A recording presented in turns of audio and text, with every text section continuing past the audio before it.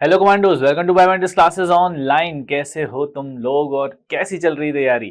तो यहाँ हम फिर मिल चुके हैं एक बार एक बेहतरीन सेशन में, जिसमें हम लोग यहाँ पर देख रहे हैं कि ये जो इस बार का जो रिवाइंड टेस्ट हुआ था, जिसमें बहुत ही शानदार इक्विलिब्रियम चैप्टर हम लोगों ने कवर किया और उससे रिलेटेड क्वेश्चंस हम लोगों ने गो थ्रू किए। ठीक है, तो बहुत सारे क्वेश्चंस, यानी कि पूरे टेस्ट के फॉर्मेट में हम लोगों ने देखे हैं। हर टाइप की वैरायटी को कवर करते हुए क्वेश्चंस को गो थ्रू किया है हम लोगों ने। हर टाइप के पैटर्न को कवर करते हुए क्वेश्चंस को कवर किया है। तो ये जो चीज है अपने आप में काफी ज्यादा लाभदायक है और इसमें हम लोगों को जितना फायदा हो सके उतना फायदा हमको निकालना है इस सीरीज के थ्रू। तो अपने आप में काफी इंपॉर्टेंट सीरीज है ये, और आई होप कि तुमको उसका फायदा देखने को मिल रहा होगा। तो बिल्कुल स्टार्ट करते हैं ये डिस्कशन। ये वो बोलते हैं ना, जो हम लोग हर हफ्ते आते हैं और बात करते हैं कि कुछ टेस्ट लेकर के देखते हैं कि क्या है इसमें। तो let's have some test of rewind test. ठीक है, तो यहाँ पर जो इस बार हुआ उसके बारे में हम लोग यहाँ पर देखते हैं। चलो, तो सबसे पहले हम देखते हैं कि calculate the molar solubility of FeOH whole twice at a pH of 8। ठीक है, KSP उसका हमको दिया गया है, FeOH होल ट्वाइस का ये हमको दिया है। अब मोलर सॉल्युबिलिटी निकालनी है हमको। ठीक है, और हमको pH भी दिया गया है। तो अब देखो, FeOH होल ट्वाइस की हमको अगर मोलर सॉल्युबिलिटी निकालनी है तो देखो, अगर हम देखें ये इसके लिए जो KSP होता है, KSP का एक्सप्रेशन क्या होगा इसके लिए? डेफिनेटली इसका एक्सप्रेशन होने वाला है Fe2 plus into OH minus के कॉन्सेंट्रेशन का स्क्वायर। रीजन बीइंग कि FeOH होल ट्वाइस जब इक्वेशन बनाएंगे तो Fe2 प्लस और 2OH माइनस में टूटेगा, तो इस वजह से ये 2OH माइनस के लिए हमने स्क्वायर लगाया यहाँ पर, Fe2 प्लस और OH माइनस का स्क्वायर। अगर हम इसकी सॉल्युबिलिटी, मोलर सॉल्युबिलिटी S मान के चलते हैं, तो ये चीज हम यहाँ पर देख सकते हैं कि Fe2 प्लस का कॉन्सेंट्रेशन हमको क्या रखना पड़ेगा? S रखना पड़ेगा। अब जहां तक बात है कि OH माइनस का कॉन्सेंट्रेशन क्या होगा, तो OH माइनस के कॉन्सेंट्रेशन के लिए हमको इस चीज की हेल्प लेनी पड़ेगी। तो हम देख सकते हैं कि pH अगर यहाँ पर 8 है, तो इसका मतलब H प्लस कॉन्सेंट्रेशन होगा 10 की पावर माइनस 8, और अगर H प्लस कॉन्सेंट्रेशन 10 की पावर माइनस 8 है तो OH माइनस कॉन्सेंट्रेशन होना चाहिए 10 की पावर माइनस 6, क्योंकि दोनों का प्रोडक्ट मिलकर के क्या होता है? 10 की power minus 14 ionic product of water. ठीक है, तो 10 की पावर माइनस 6 होगा। तो ये हो गया। तो OH माइनस कॉन्सेंट्रेशन तो हमारा 10 की पावर माइनस 6 है। KSP वैल्यू हमको दी गई है 1.6 इंटू 10 की पावर माइनस 14, और हमको मोलर सॉल्युबिलिटी निकालनी है, तो ये हो जाएगा 1.6 इंटू 10 की पावर माइनस 14। ठीक है, और ये जो KSP है is equal to Fe2 plus का जो कॉन्सेंट्रेशन होगा वो उसकी सॉल्युबिलिटी के बराबर होगा S। और जहां तक बात OH माइनस के कॉन्सेंट्रेशन का है, तो OH माइनस का कॉन्सेंट्रेशन हमारा कितना है? यहाँ पर 10 की पावर माइनस 6 है, और उसका स्क्वायर रख देंगे तो ये चीज उसका स्क्वायर हो जाएगी। तो that will make it S into 10 की पावर माइनस 12, 10 की पावर माइनस 12, और ये हो जाएगा 10 की पावर माइनस 14, और ये हो जाएगा 1.6 इंटू 10 की पावर माइनस 14। तो हम बोल सकते हैं कि यहां से ये चीज जब जाएगी 10 की पावर माइनस 12 जब जाएगा, तो यहाँ पर 10 की पावर माइनस 2 बनाएगा ये। ठीक है, कितना बनाएगा? 10 की पावर माइनस 2, है ना। तो यहाँ पर जो बचेगा वो बचेगा माइनस 2, यानी कि मैं इसको ऐसे काट देता हूँ, रेदर देन ऐसे काटने के मैं यहाँ पर माइनस 2 कर देता हूँ। ठीक है, तो अब मेरे ख्याल से बेहतर है।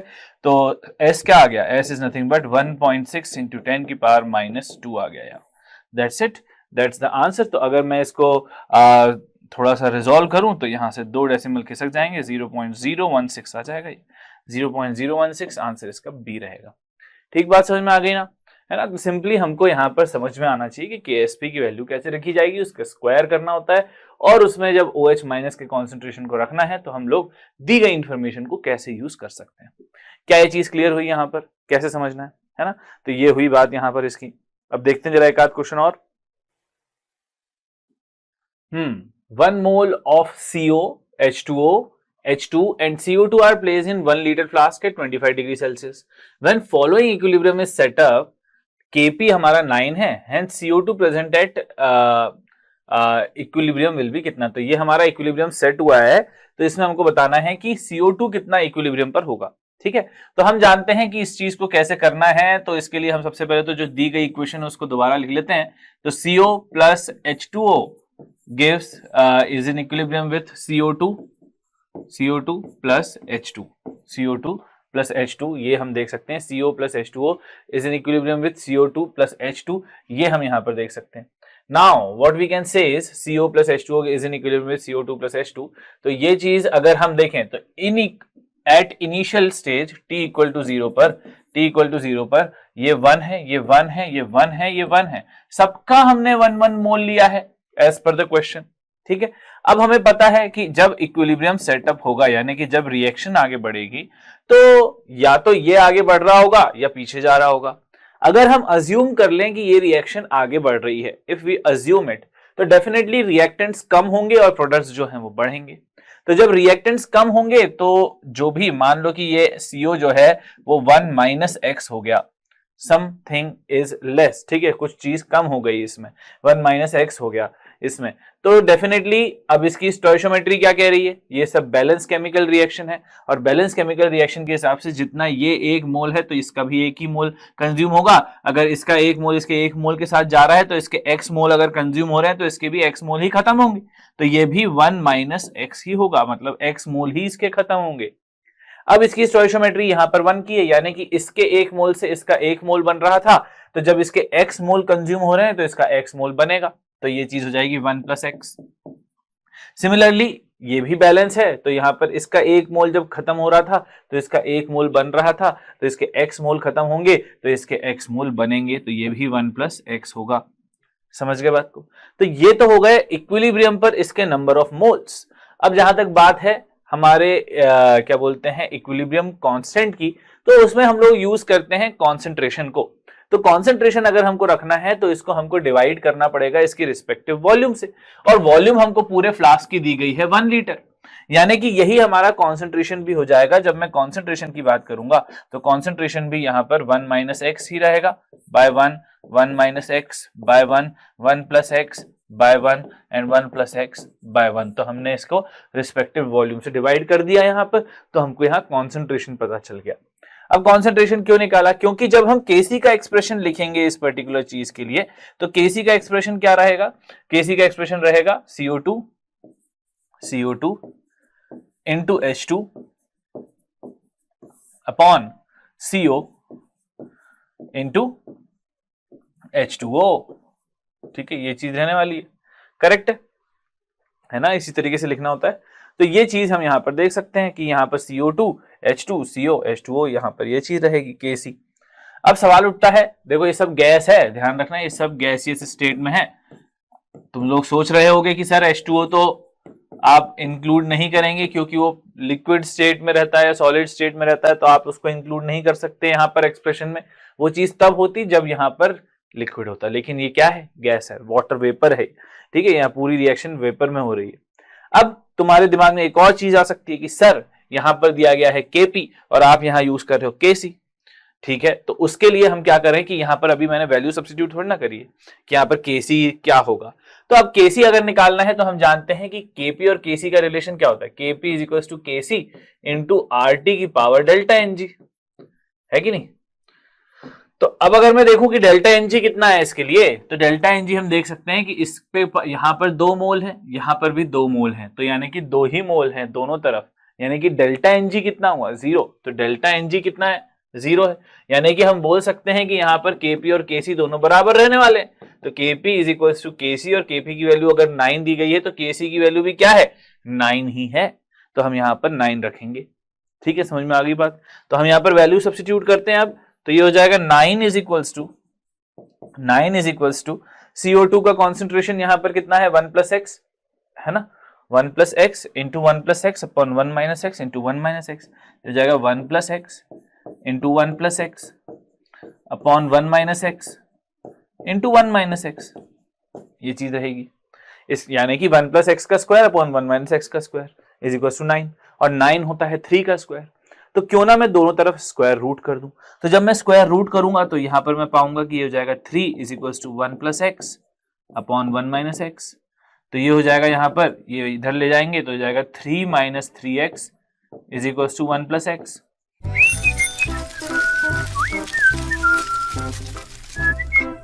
Hi, sorry to disturb you in between lecture, but it's important to inform you.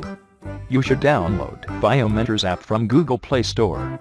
We need your support, so please take subscription to become an official commando of BioMentors. Bye bye. Continue your lecture. तो इसका मतलब यहां से x की value कितनी आ जाएगी, x will come out to be what, तो ये हो जाएगा 3 - 1 2 और -3x उधर जाके +3x तो हो जाएगा 4x, तो 3 - 1 हो गया 2, तो 2/4 आ जाएगा। x = 2/4 यानी कि 1/2 यानी कि 0.5 कितनी आ जाएगी, x will come out to be 0.5, 1/2 आएगा। ठीक है, 2/4 यानी कि 1/2, तो x हमारा 0.5 आ गया। हमें निकालना क्या है, अब देखो हमें निकालना है CO2 प्रेजेंट एट इक्विलिब्रियम। तो CO2 प्रेजेंट एट इक्विलिब्रियम कितना है, 1 + x है, तो x आ गया हमारे पास 0.5, तो ये हो जाएगा यहां पर 1 + 0.5 that is equals to 1.5 mole. Answer इसका बी रहेगा। समझ में आ गई अब, हर छोटी चीज समझ में आई कैसे करना है यहाँ पर। तो इस तरीके से हमको यहाँ पर करना होता है, हर छोटी चीजों का ध्यान रखते हुए। तो ये बात हो गई। चलो आगे बढ़ते हैं। Consider the following data. Acid दिया गया है, Ka दिया गया है, HCN, HF, HNO2 और Ka की वैल्यू दी गई। What will be the correct order of the base strength of Cn- F- NO2-। ठीक है, तो हमें पता है कि भाई देखो Ka की जो वैल्यू है वो हमको बताता है कि कितना अच्छा एसिड है। तो जिसमें Ka की वैल्यू ज्यादा होगी वो एसिड उतना अच्छा होगा। Ka जितना ज्यादा अच्छा, एसिड उतना अच्छा।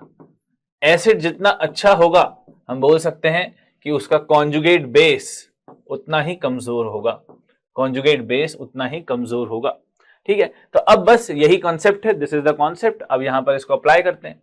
तो जब हम Ka के ऑर्डर के हिसाब से देखें तो Ka का ऑर्डर क्या आने वाला है, तो सबसे ज्यादा वैल्यू किसकी है, तो सबसे ज्यादा वैल्यू हमको HNO2 की दिख रही है, तो HNO2 यहां पर सबसे ज्यादा रहेगा। देन कम्स यहां पर HF और देन कम्स यहां पर HCN। ठीक है, ये सब देखो HCN कितना कमजोर है, उसका -10 में खेल रहा है, बहुत छोटा है। तो Ka इज वेरी लेस। तो जब हम बात करेंगे क्या बोलते हैं बेस स्ट्रेंथ की, है ना, तो यहां पर जब इसके बेस स्ट्रेंथ की बात करेंगे, कॉन्जुगेट बेस की जो स्ट्रेंथ होगी, तो कॉन्जुगेट बेस कौन है इसका है NO2-, इसका है F- और उसका है Cn-। तो जितना ज्यादा स्ट्रॉन्ग एसिड होने वाला है उतना ही कमजोर उसका बेस होगा। तो ये ऑर्डर इसका जस्ट उल्टा हो जाएगा। तो कॉन्जुगेट बेस सबसे ज्यादा स्ट्रॉन्ग होगी Cn-, then F- and then NO2, Cn-, F- then NO2। तो ये चीज यहां पर रही, हम बोल सकते हैं अच्छा F- यहां पर वो है, F- सबसे ज्यादा है। अपन ने एक चीज गलत रीड कर ली यहाँ, देखो तो ये जो चीज है यहां पर क्या हो रहा है, देखो यहां पर ये 7.2 है, 0.72 समझ गया था मैं। ठीक है, तो यहां पर ये 7.2 है, तो सबसे बड़ा तो ये हुआ HF और फिर जाके हुआ यहां पर HNO2, है ना, और फिर HCN तो वैसे ही लास्ट में। तो इस वजह से यहां पर F- देन NO2-। अब सही है, तो F- सबसे कम, देन NO2-, देन Cn-। तो Cn- सबसे ज्यादा है, तो Cn- सबसे ज्यादा, then NO2- and then F-। Yes, this is the answer of this question. तो C is the answer this question. समझ में आई ना बात। तो ध्यान से हमको यहाँ पर Ka का ऑर्डर भी देखना है। ये 7.2 × 10⁻⁴ है, 4 × 10⁻⁴ है, तो Ka हमारा 7.2 बड़ा है। ठीक है, तो ये चीज हो गई हमारी, है ना। तो दैट्स इट, ये वाला हो गया। अब देखें जरा क्या है। For polybasic acid H3A dissociation occurs as ये H3A जो है डिसोसिएट हुआ H+ और ये K1, K2 और K3A। ठीक है, हर टाइप का हम लोगों ने यहाँ पर डिसोसिएशन देखा। Which of the following is true for the overall ionization constant K। तो ओवरऑल आयनाइजेशन कांस्टेंट K क्या होगा भाई, ओवरऑल आयनाइजेशन कांस्टेंट K जो है that will B K1 × K2 × K3, that will be the overall, है ना। और हम बोल सकते हैं कि K1 जो है वो यहां पर काफी बड़ा होगा as compare to K2 then K3, क्योंकि पहला आयनाइजेशन एक न्यूट्रल कंपाउंड में से हो रहा है, इस वजह से H+ आसानी से लूज हो जाएगा। लेकिन अगर हम एक नेगेटिव स्पीशीज से H+ निकालने की कोशिश करेंगे तो दैट विल बी, हम बोल सकते हैं मच मोर डिफिकल्ट टास्क, या हम कह सकते हैं उसकी टेंडेंसी कम होगी, इस वजह से उनके इक्विलिब्रियम कांस्टेंट की वैल्यू कंपैरेटिवली कम आएगी। ठीक है, तो ये यहाँ पर हम देख सकते हैं, तो हमारा जो आंसर होगा वो होगा K1 into K2 into K3 और K1 is more than K2 and K3। तो ये हमारा आंसर हो जाएगा B। तो B is the answer of this question, K1 into K2 into K3, K1 will be more than K3। ठीक है, तो दैट्स इट, काफी इजी क्वेश्चन था ये, है ना। आगे बढ़ते हैं। pH of a mixture of 1 molar benzoic acid pKa 4.2 and 1 molar sodium benzoate is 4.5 in 300 ml buffer benzoic acid is कितना। तो ये चीज हमें बताई नहीं, पूछी गई है, तो कैसे करेंगे। देखो अब ये बफर का क्वेश्चन है ना, और बफर का क्वेश्चन जो है उसमें हमारा हेंडरसन हेजल बाल्श इक्वेशन लगता है, that is pH equal to pKa plus log of salt upon acid, यही है। अब हमसे बेंजोइक एसिड पूछा गया है कि कितना होगा, मतलब this is what we have to find, है ना, ये है हमको जो निकालना है। तो अब अगर हमको ये चीज लगानी है, pH हमको दिया गया है इसका 4.5, ठीक है, 4.5 दिया गया है, pKa भी दिया गया है 4.2, ओके भाई साहब, प्लस लॉग ऑफ। अब बात आती है कि सॉल्ट का कॉन्सेंट्रेशन और एसिड का कॉन्सेंट्रेशन कितना लें। तुमको दिख रहा होगा कि सर यहाँ पर सॉल्ट और एसिड जो है दोनों ही 1:1 तो दिए हैं, तो 1:1 क्यों नहीं लिख देते अपन। नहीं नहीं नहीं नहीं, ऐसे नहीं करेंगे। तो देखो ये 1 मोलर बेंजोइक एसिड हमारे पास पहले से रखा हुआ है और 1 मोलर सोडियम बेंजोइट भी अलग से रखा हुआ है, मिलने से पहले। मिलाया तो हमने बाद में है उसको, ठीक है। तो यहां पर जब हम सॉल्ट और एसिड का कॉन्सेंट्रेशन रखते हैं, वो तो बफर में उसका कितना कॉन्सेंट्रेशन था मिलाते टाइम और एसिड का कितना था, वो चीज हमको देखनी होती है, तब हम वहां पर वो देखते हैं। तो बट ये चीज हम ऐसे नहीं देखेंगे। तो अब देखो क्या करेंगे, देखिए 300 ml बफर बना रहे हैं। अब मान के चलो बेंजोइक एसिड जो हमको निकालना है, 300 ml में से बेंजोइक एसिड जो है, देखो ml में ही निकालना है ना हमको, ml में ही निकालना है, तो हम कैसे निकालेंगे। तो अगर हम ये मान के चलें कि भाई अगर बेंजोइक एसिड x ml है, कितना है, x ml है, बेंजोइक एसिड x ml है, तो सॉल्ट कितना होगा। सीधी सी बात है, सॉल्ट जो होगा वो 300 माइनस x होगा कि नहीं। तो 300 माइनस x यहां पर वो हुआ, ये ml में हुआ, क्या में, ml में। ये कौन है, एसिड है, और ये कौन है, सॉल्ट है। अब मुझे बताओ इसका कॉन्सेंट्रेशन कितना था बेंजोइक एसिड का, 1 मोलर था। 1 मोलर का मतलब होता है 1 मोल इन 1 लीटर, 1 मोल इन 1 लीटर। तो अगर 1 मोल है 1 लीटर में, तो x मिलीलीटर में कितने होंगे बताओ। सीधी सी बात है, अगर 1 मोल है 1 लीटर में, तो हम बोल सकते हैं x मिलीलीटर में x मिलीमोल्स होंगे। समझ रहे हो बात को, x मिलीमोल्स किसके होंगे, एसिड के होंगे। और सॉल्ट के कितने मिलीमोल्स हो जाएंगे, देखो भाई सॉल्ट का कॉन्सेंट्रेशन भी 1 मोलर है, तो 1 मोलर सॉल्ट का कॉन्सेंट्रेशन, इसका मतलब हम बोल सकते हैं कि ये भी 1 मोल पर लीटर है, यानी कि 1 लीटर में 1 मोल। तो 300 ml में 300 या 300 माइनस x ml में 300 माइनस x मोल। तो यहां पर 300 माइनस x जो है वही हो जाएगा millimole, sorry not mole, millimole, ये मिलीमोल हो जाएंगे। समझ में आ रही बात, नहीं आई समझ में। देखो भाई कॉन्सेंट्रेशन 1 मोलर था, तो 1 मोलर कॉन्सेंट्रेशन मतलब 1 मोल 1 लीटर में, 1 लीटर में 1 मोल। तो हमारे पास तो सोडियम बेंजोएट का कितना मिलीलीटर है, 300 माइनस x ही तो है। तो 300 माइनस x ml में कितने होंगे, 300 माइनस x मिलीमोल होंगे, मिली है ना, ये मिली है ना। तो ये चीज हम यहां पर देख सकते हैं। अब जहां तक बात कॉन्सेंट्रेशन की है, ओवरऑल बफर में कितना होगा, तो बफर में हम जानते हैं कि ये है नंबर ऑफ मोल्स और ये है उसकी ओवरऑल वॉल्यूम। तो हम बोल सकते हैं कि सॉल्ट का कॉन्सेंट्रेशन यहां पर ऊपर क्या रहेगा, 300 माइनस x, इसके मिलीमोल्स हो गए, divided by total volume 300 ml। नीचे एसिड का कॉन्सेंट्रेशन x रहेगा और यहां पर डिवाइड में 300 ही रहेगा। तो दैट्स इट। तो 300 से 300 कैंसिल हो गए, तो 300 माइनस x अपॉन x रहा। ये 4.5, ये हो गया यहां पर 0.3 हो गया, और ये हो जाएगा log of 300 minus x upon x, 300 minus x upon x, ठीक है। और 0.3 कितना हो जाएगा, 0.3 इज log 2, 0.3 इज log 2, 0.3 क्या होता है, log 2 होता है, ठीक है।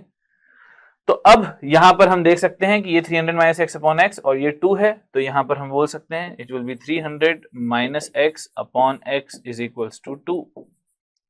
ठीक है, तो हमने इसको 2 से इक्वल कर दिया, लॉग हटा दिया यहाँ पर, 0.3 मतलब log 2 होता है, तो 300 minus x upon x is log 2 is equals to 2, तो ये हो जाएगा 2x, इधर जाके 3x, तो 300 इज इक्वल्स टू 3x, तो x इज इक्वल्स टू यहाँ पर 100 आ गया, x क्या आ गया यहाँ पर 100 आ गया, 100 ml इसका आंसर होगा। अच्छा, हमें बेंजोइक एसिड वही हमने x ml मान के चला था, है ना, तो वही चीज हमको निकालनी थी, तो x ml यानी कि 100 ml इसका आंसर होगा। समझ में आ गई ना बात, कैसे करना है? तो ये है इस तरीके से सोचने वाली बात जो हमको यहाँ पर ध्यान रखना है। तो ये हो गई बात। Okay okay, which of the following graph represent the correct relation between Kc and delta G not? Okay, तो जब हम बात करते हैं KQG रिलेशन की, तो वो होता है delta G is equals to delta G nought plus RT ln QC। At equilibrium अगर हम बात करते हैं तो हमें पता है कि डेल्टा G जो है वो 0 हो जाता है एंड QC जो है वो KC के बराबर होता है। तो ऐसे केस में हम यहां पर देखेंगे कि डेल्टा G नॉट जो रहेगा that will be equal to minus RT ln KC, minus RT ln KC, correct है। तो जब हम डेल्टा G नॉट और KC versus delta G nought plot करना है ना हमको, तो हमको इसको y बनाना है, इसको x बनाना है, तो इसको हम एंटी लॉग लेंगे, तो जब एंटी लॉग लेंगे तो हमको इसको यहां पर देखना पड़ेगा, it will be minus delta G nought upon RT is equals to ln KC। तो ये जो KC होगा वो कितना हो जाएगा, e की power minus delta G nought upon RT, e की power minus delta G nought upon RT, ये चीज रहने वाली है। KC is equals to delta G nought minus delta G nought upon RT। अब अगर हम देखते हैं KC और डेल्टा G के बीच में रिलेशन, तो एक तो एक्सपोनेंशियल रिलेशन है और वो भी नेगेटिव है, तो डिकेइंग है, तो KC हो जाएगा एक्सपोनेंशियली डिकेइंग ग्राफ, मतलब किसके साथ, डेल्टा G नॉट के साथ। तो हमें ये राइज बता रहा है, ये भी राइज बता रहा है, ये स्ट्रेट लाइन बता रहा है, और ये है एक्सपोनेंशियली डिकेइंग ग्राफ, डी इसका आंसर होगा। ठीक है, तो यानी कि हम बोल सकते हैं एक्सपोनेंशियल डिकेइंग ग्राफ है ये। समझ में आ गई बात? तो इस वजह से हम यहां पर आंसर इसका डी लगाएंगे, ये है एक्सपोनेंशियली डिकेइंग ग्राफ। देख लो तुम चाहो तो डेल्टा G नॉट अगर हम 0 कर देंगे तो e की पावर 0 1 होगा, तो यहां पर KC जो है देखो 1 से स्टार्ट हो रहा है कि नहीं? तो बस वही चीज है, तो आंसर इसका डी रहेगा। ठीक बात? Okay, assertion. If the reaction quotient QC for a particular reaction is greater than Kc, the reaction will proceed in the direction of reactants. बिल्कुल, तो यहां पर एकदम सही लिखा है कि अगर QC बड़ा हो जाता है Kc से तो डेफिनेटली रिएक्शन बैकवर्ड जाएगी, रिएक्शन बैकवर्ड शिफ्ट होगा, मतलब टुवर्ड्स द रिएक्टेंट्स शिफ्ट होगा, ये बिल्कुल सही है। If QC of a particular reaction is greater than Kc, the reaction will proceed in the backward direction, in the direction of the reactants. बिल्कुल ठीक है। Reaction coefficient is defined in the same way as that of the equilibrium constant Kc, except that the concentration QC are not necessarily equilibrium values. ये बात बिल्कुल ठीक है, क्योंकि Kc पर जो हम वैल्यू सब्स्टिट्यूट करते हैं, प्रोडक्ट अपॉन रिएक्टेंट्स रखते हैं, QC भी प्रोडक्ट अपॉन रिएक्टेंट्स होता है, लेकिन QC जो होता है वो जरूरी नहीं है कि इक्विलिब्रियम की वैल्यूज हों, लेकिन KC के लिए it is necessary to put the values at equilibrium, equilibrium पर वाली वैल्यूज रखनी रहती है, इसलिए एकदम सही है। बट इसका ये मतलब नहीं है कि ऐसा है इसलिए ऐसा है, this is not the reason for assertion, both are independently correct statements, यहां पर no relation at all, exclusive हैं दोनों, आंसर इसका बी रहेगा। तो इस वजह से assertion and reason both are correct and reason is not the correct explanation of assertion. ठीक बात है? ओके, चलो अब देखते हैं क्या है। Which of the following expression is not applicable to the hydrolysis equilibrium? ठीक है, तो Cn minus H2O HCN and OH minus, तो इसके लिए हमको ये पता करना है कि क्या होगा एक्सप्रेशन। अच्छा, KH, तो KH जो होगा वो KW बाई KA होगा। हाँ, ये बात तो एकदम सही है ना, KH जो होता है वो KW बाई KA ही होता है, जो भी चीज वीक पार्ट होती है उसका यहाँ पर डिवाइड करते हैं KW बाई KA, बिल्कुल ठीक है।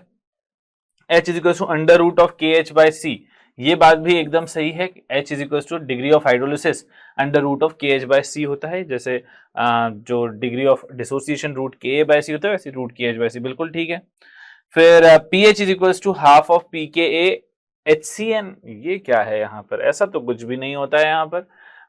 जब हम बात करते हैं इसके pH की, इस टाइप के जो सॉल्ट का हाइड्रोलिसिस हो रहा है यहाँ पर, तो उसमें तो हम यहाँ पर कुछ ऐसा तो हमको ऑब्जर्व करने को नहीं मिलता है।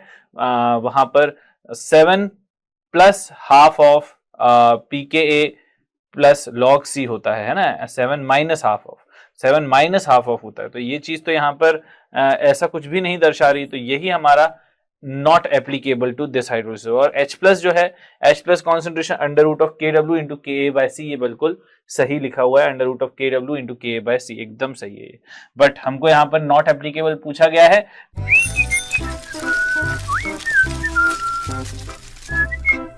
Hi, sorry to disturb you in between lecture, but it's important to inform you. You should download Biomentors app from Google Play Store. We need your support, so please take subscription to become an official commando of Biomentors. Bye bye. Continue your lecture. तो इस वजह से हमारा answer जो होगा यहाँ पर C हो जाएगा, ठीक बात है। फिर क्या है, to a 10 ml of 10 to the power minus 3 normal H2SO4 solution, water has been added to make the total volume of 1 liter. Its pOH would be कितना, इसका pOH कितना होगा।